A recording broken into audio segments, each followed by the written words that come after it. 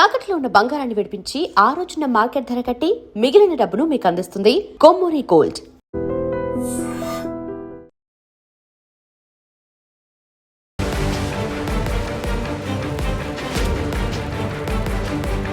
నమస్కారం, welcome to IT media. నేను మీ సంగీత. ఈ మధ్య కాలంలో ఎక్కువ కాల్స్ నాకు ఏమొస్తున్నాయి అంటే, మేడం నా భర్త వేరే మహిళతోటి అక్రమ సంబంధం పెట్టుకున్నాడు, ఇక విడాకుల ద్వారా లేకపోతే కేసులు ఏమైనా ఫైల్ చేయడానికి ఛాన్స్ ఉందా అని చెప్పేసి అడుగుతున్నారు. కేసులు పెట్టడానికి ఛాన్స్ ఉంది, కానీ దానికి సంబంధించిన ఎవిడెన్సెస్ మాత్రం ఖచ్చితంగా మన దగ్గర ఉండాలి. బేసిక్గా ఎలా ఉంటుంది అని అంటే, ఒక భర్త వేరే మహిళతోటి అక్రమ సంబంధం పెట్టేసుకొని భార్యని మానసికంగా హింసిస్తుంటే, అంటే ఆవిడని కలవద్దు, ఆవిడతో మాట్లాడొద్దు, ఆవిడకి అసలు కాల్స్ చేయొద్దు అని చెప్పేసి ఎంత చెప్పినా సరే రిపీటెడ్గా అది కంటిన్యూ చేస్తూ ఉంటే చాలా వరకు డిస్టర్బ్ అవుతూ ఉంటారు. చాలా మెంటల్గా చాలా టార్చర్ అనేది అనుభవిస్తూ ఉంటారు. ఎవరికి చెప్పుకోలేరు, ఏమీ చెయ్యలేరు. పద్దాక మనం అడిగినా కూడా వాళ్ళు నో అని చెప్పడము, వారితో కంటిన్యూ చేయడం రిలేషన్షిప్ని, ఇలాంటివన్నీ జరుగుతుంటే అది క్యూరియాలిటీ కింద రావడం జరుగుతుంది. దాన్ని మనము 498A కింద కన్సిడర్ చేస్తూ కేసు ఫైల్ చేయొచ్చు. అంటే కొత్త చట్టము BNS ప్రకారంగా సెక్షన్ 85 కింద కన్సిడర్ చేయబడుతుంది. ఇక దాంతో పాటు అతను చేసే పనులు ఉంటాయి కదా, ఆవిడని ఇంటికి తీసుకురావడమో లేకపోతే ఇతను ఆవిడ దగ్గరికి వెళ్ళి కలవడము, తర్వాత నెక్స్ట్ ఊకే పద్దాకా తనతోటే కాల్లో ఉండడము, తర్వాత నెక్స్ట్ నైట్ అవర్స్ కూడా ఎక్కువగా గంటలు మాట్లాడడము, ఇలాంటివన్నీ చేస్తున్నారనుకోండి, అది కొంచెం కలిసి లైఫ్ అంటే వాళ్ళిద్దరు ఒకటే ఇంట్లో ఉన్నప్పుడు అది చూస్తూ వారు ఉండలేకపోతూ ఉంటారు. కాబట్టి అప్పుడు జ్యుడిషియరీ సపరేషన్ అని చెప్పేసి ఒక కేసు ఫైల్ చేసుకున్నారు అనుకోండి, మీరు మీ భర్త ఇదే ఇంట్లో ఉన్నా మీరు వెళ్ళేసి మీరు నచ్చిన ప్లేస్లో ఉండడానికి ఛాన్స్ ఉంటుంది అన్నట్టు. అంటే అక్కడ ఉంటూ ఇబ్బంది పడకుండా సపరేట్గా ఉండి మీ లైఫ్ని మీరు లీడ్ చేయొచ్చు. ఇకపోతే దాంతోపాటు ఇంకా DVC అంటే డొమెస్టిక్ వయలెన్స్, అంటే కొన్నిసార్లు ఏం చేస్తారంటే వాళ్ళు ఈ మానసికంగా మాటలతోటి అబ్యూజర్ పదాలు యూజ్ చేస్తూ, తర్వాత నెక్స్ట్ చాలా హింసించడం కానివ్వండి, కొన్నిసార్లు చేసుకోవడం కానివ్వండి, ఇలాంటివి చేస్తూ ఉంటారు కదా. అలాంటి సమయాలలో కూడా ఈ కేసును పెట్టొచ్చు. ఇకపోతే పిల్లలు ఉంటారనుకోండి, పిల్లల విషయంలో అప్పుడు మనకు సపరేట్గా కొంచెం కొన్ని కస్టడీస్ ఉంటాయి. అంటే ఫాదర్ దగ్గర ఉంచాలా, మదర్ దగ్గర ఉంచాలా, లేదు అనుకుంటే ఈ వీరికి మెయింటెనెన్స్ ఎలా ఉంటుంది, పిల్లల ఫీజులు కానివ్వండి, తర్వాత భార్యకి ఆ నెలకు సరిపడా మెయింటెనెన్స్ కానివ్వండి, ఇవన్నిటిపైన కూడా ఒక కేసు ఫైల్ చేసుకోవడానికి ఉంటుంది. ఇందులో ఎలాంటి మార్పులు అయితే జరగలేదు. డివోర్స్ ఒక్కటే దీనికి పరిష్కారమా అంటే, అది ఎప్పుడు మీ ఇద్దరికి ఇంకా సరిపడద్దు, ఖచ్చితంగా ఇతని మీద మనం కేసులు ఫైల్ చేసి ఇబ్బంది పెట్టాలి, లేదంటే జైల్లో వెయ్యాలి అని చెప్పేసి ఇదంతా టైం ఎందుకు వేస్ట్ అనుకున్నప్పుడు దాన్ని గ్రౌండ్ పాయింట్ కింద చూపించేసి, ఆ మహిళతోటి ఇతను అక్రమ సంబంధం పెట్టుకున్నాడు, నా యొక్క ప్లేస్ను వేరే మహిళకు ఇవ్వడం జరిగింది, కాబట్టి నేను ఇతనితో కలిసి జీవించలేకపోతున్నాను అని చెప్పేస్తూ మీరు కనుక కోర్టులో ప్రొడ్యూస్ చేస్తే, అడల్టరీ కింద కనుక చూపించినట్లయితే మీరు అక్కడి నుంచి వెళ్ళి విడాకులు తీసుకొని మీ యొక్క లైఫ్ని మీరు లీడ్ చేయడానికి ఉంటుంది. ఇదొక స్కోప్ తప్పించి ఈ కేసులన్నీ పెట్టొచ్చు.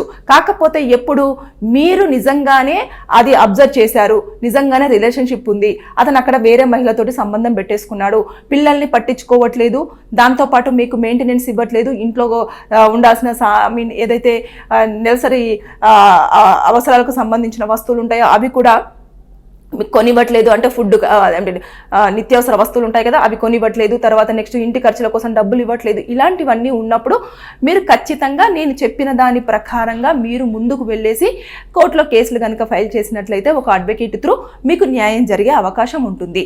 అంతేకాని అంటే ఇక్కడ ఇంకొకటి ఏంటంటేను, మీరు ఉండొచ్చు వైఫ్గా మీరు డివోర్స్ కేసు వేసుకోకుండా ఇలాంటివన్నీ వేసినప్పుడు మీరు కోర్టుల చుట్టూ తిరుగుతూ సంవత్సరాలు గడుస్తూ ఉంటాయి, కానీ అక్కడ పనిష్మెంట్ ఉండదు, తర్వాత అతను మీతో కలిసి ఉండడు, తర్వాత నెక్స్ట్ ఇలాంటివన్నీ కంటిన్యూ అవుతూ మీకు మెయింటెనెన్స్ మాత్రం వస్తూ ఉంటుంది. లేదు అనుకుంటే ఒకేసారి వన్ టైం సెటిల్మెంట్ లాగా ఎంతో కొంత డబ్బులు తీసేసుకొని విడాకులు మాత్రం ఇవ్వకుండా మీరు అది లైఫ్ లాంగ్ అతని భార్యగానే మీరు జీవితం కొనసాగించవచ్చు డివోర్స్ కేసు వేసుకోకుండా. అలా కాకుండా అంటే చుట్టుపక్కల వాళ్ళు అడుగుతూ ఉంటారు కదా, మీ భర్త ఎందుకు రావట్లేదు, ఎందుకు ఉండట్లేదు, అతన్ని ఎందుకు వదిలిపెట్టారు, ఇలాంటి మాటలన్నీ మనం భరించలేము, ఎందుకు ఈ మెంటల్ ట్రోమా ఏంటి, ఈ టెన్షన్ ఏంటి, ఈ టార్చర్ ఏంటి, ఈ ప్రాబ్లం ఏంటి అని చెప్పేసి ఎవరైనా అనుకొని ఆ పర్సనల్ లైఫ్ని డిస్టర్బ్ చేసుకోవడం ఎందుకు అనుకున్నప్పుడు మాత్రం విడాకులకు స్టెప్ తీసుకోవడానికి స్కోప్ ఉంటుంది, ఈజీగా కూడా వచ్చే అవకాశాలు ఉంటాయి. అంతే తప్పించి అదేంటి మేడం కోర్టులలో ఈ మధ్య కాలంలో కోర్ట్స్ చాలా డిఫరెంట్ టైప్ తీర్పులు ఇస్తున్నాయి, అసలు భర్తను భార్య పట్టించుకోవద్దు, భార్యను భర్త పట్టించుకోవద్దు, ఎవరి ప్రైవసీ వాళ్ళది, ఎవరి ఇష్టానుసారంగా వాళ్ళు ఉండొచ్చు అని చెప్పేసి చెప్తూ ఉన్నారు, అంటే దీనివల్ల ఇంకా పెళ్లి చేసుకోవడం తప్పించి ఇంకా వారి మీద ఎలాంటి రైట్స్ ఉండవా అంటే ఉంటాయి. బాధ్యతాయుతంగా ప్రవర్తించే వారి దగ్గర మీరు ఎలా ఉండాలి, మీకు ఎలాంటిది కావాలి అని చెప్పేసి మీరు డిసైడ్ చేసుకునే అంత రైట్స్ మీకు ఉంటాయి. కాకపోతే అక్కడ వారు ఇంకా మేజర్స్ అయినప్పుడు నేను కలిసి వేరే మహిళతో నేను ఉంటాను, నీ దగ్గర నాకు ఆ హ్యాపీనెస్ లేదు అని చెప్పేసి అన్నప్పుడు మనం చేయడానికి అక్కడ ఏమీ ఉండదు. కోర్టు దగ్గరికి వెళ్ళినప్పుడు కూడా వారు మేజర్స్ కాబట్టి వారికి వేరే వాళ్ళతో కలిసి జీవించే హక్కు ఉంటుంది, వారి ప్రైవసీని మనం డిస్టర్బ్ చేయలేము అన్నట్టుగానే సూచించడం జరుగుతుంది. కానీ బలవంతంగా ఖచ్చితంగా నువ్వు మీ వైఫ్ తోటే కాపురం చెయ్యాలి అని చెప్పేసి తీర్పు అయితే వెలువరచడానికి కోర్టు కూడా ముందుకు రాదన్నట్టు. ఎందుకంటే బలవంతంగా అతనితో కాపురం చేపించాలి అని ప్రయత్నం చేసినప్పటికీ జరగరాని కొన్ని అనర్థాలు జరిగే అవకాశాలు ఉంటాయి. కాబట్టి అది ఇష్టపూర్వకంగానే ఇద్దరు ఒకే మాట మీద ఉండి ఇంకా జరిగిన తప్పులన్నీ జరిగిపోయినాయి, ఇక మీద నేను ఆ విషయాన్ని చెయ్యను, లేదంటే వారితో సంబంధం పెట్టేసుకోను, నా భార్యకి ఇబ్బంది కలిగేలాగా నేను చెయ్యను అని చెప్పేసి మాట ఇచ్చి కనుక వచ్చుంటే ఓకే. అలా కాకుండా ఇలా జరిగితే మాత్రం ఖచ్చితంగా మనం చేసేది ఏమీ లేదు అనే కోర్టులు సూచించడం జరుగుతుంది. దాని విషయంలోనే కొన్ని రావడం జరుగుతుంది తప్పించి కేసులు ఫైల్ చేయడానికి లేదా ఇంకా అసలు మాకు ఎలాంటి న్యాయం జరగదా అని చెప్పేసి ఇలాంటివి అంటారు. ఇకపోతే ఎప్పుడైతే భర్త ఉంటాడో, భర్త పరంగా మనం ఆలోచించినట్లయితే భార్య ఒకవేళ సేమ్ ప్లేస్లో ఉండి వేరే వాళ్ళతోటి ఇల్లీగల్ అఫైర్స్ పెట్టేసుకొని అతనితో ట్రావెల్ చేయడం కానివ్వండి, భర్త చూస్తున్నాం కానీ కాల్స్ మాట్లాడడం కానివ్వండి, ఇలాంటివి చేస్తుంది అనుకోండి, అప్పుడు అతను ఏం చేయాలి, దాన్ని గ్రౌండ్ పాయింట్గా చూపించేసి డివర్స్ తీసుకోవడానికి ఛాన్స్ ఉంటుంది తప్పించి ఇప్పుడు నేను ఏవైతే చెప్పానో అవి భర్త వేసుకోవడానికి మాత్రం ఛాన్స్ ఉండదు.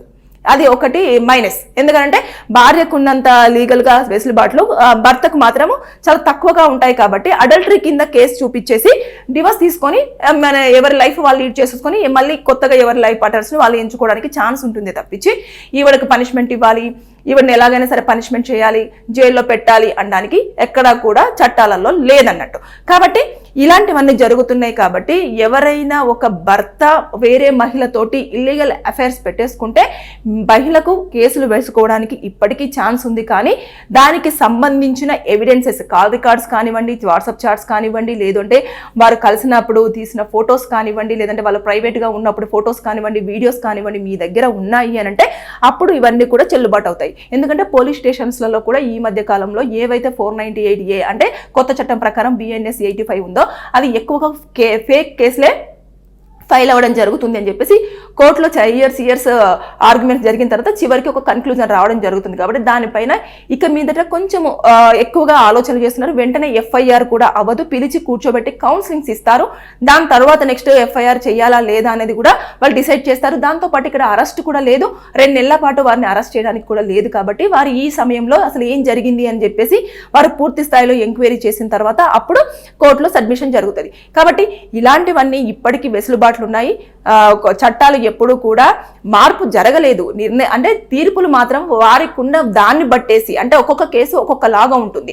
దాంట్లో ఉండే వాళ్ళు ఏదైతే ప్రజెంట్ చేసే ఎవిడెన్సెస్ ఉంటాయో దాన్ని బేస్ చేసుకుంటుంది, వీరిచ్చే ఏదైతే సాక్ష్యాలు ఉంటాయో దాన్ని డిపెండ్ చేసి ఉంటుంది. కాబట్టి అలాంటి తీర్పులు రావడమే జరుగుతుంది. కానీ కేసులు ఫైల్ చేయడానికి లేదా అసలు భర్త నా భర్త కాదని చెప్పేసి నేను ఎట్లా ఊరుకే వదిలేస్తాను, మన కళ్ళ ముందు జరుగుతున్నప్పుడు మనం చూస్తూ ఎలా వదిలేయాలి అని చెప్పేసి ఇలాంటివి జరుగుతున్నాయి. కాబట్టి చాలా మంది నాకు ఎవరైతే ఫోన్ చేశారో వారందరికీ నేను ఈ వీడియోలో ఖచ్చితంగా చెప్పాలనుకుంటున్నాను, కేసులు ఫైల్ చేయొచ్చు, కానీ దానికి సంబంధించిన ఆధారాలన్నీ మీరు దగ్గర పెట్టేసుకుంటే ఖచ్చితంగా కేసు నిలబడుతుంది.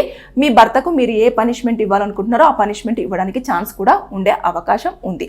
సో బీ కేర్ఫుల్గా ఉండండి. ఎవరైనా ఇల్లీగల్ అఫైర్స్లో మీ భర్తలు కనుక ఉండుంటే మీరు జాగ్రత్తలు పాటించాలని చెప్పేసి నేను వీడియోలో చెప్తున్నాను. Thank you. And for more videos, Please subscribe to iDream. Please subscribe to iDream. Please subscribe iDream. And please subscribe to iDream. For more videos, subscribe to iDream. please like, share and subscribe to the channel. Congratulations, iDream. Subscribe to iDream. Subscribe to iDream. So subscribe to iDream Media. iDream की iDream team अंदर की huge congratulations. Please subscribe iDream Media. Please subscribe to iDream. Subscribe iDream. Please subscribe to iDream. iDream అంటే నా కళల ఛానల్ను subscribe చేసుకున్న నోరు తిరుగుతలేదు, మీరైతే గంట గుర్తు కొట్టండి. For more such videos, please subscribe to iDream.